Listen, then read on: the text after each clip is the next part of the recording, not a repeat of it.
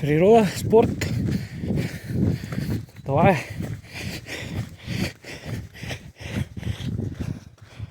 Най-добрият спътник.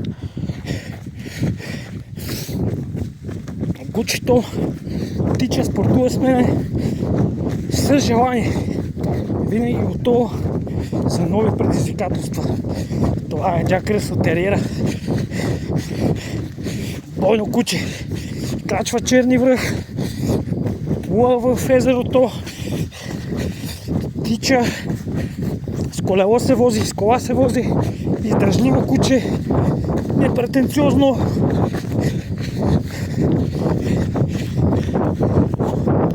Разбира се, за размерите не е най-голямото куче, но е добър спътник, особено за активни хора. Идеалната пора.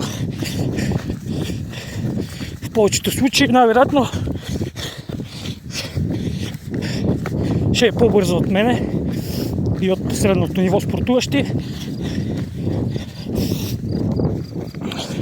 Много издържливо куче.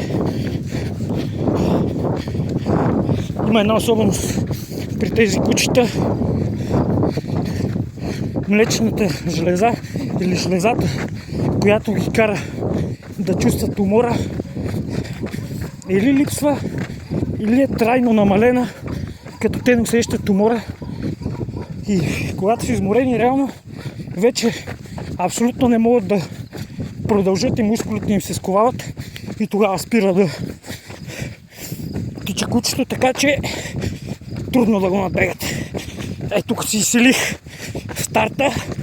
Ете тук и ми изгърмяха бушоните на 200 метра след старта. Изгърмях бушоните направо да се такон спортист, къде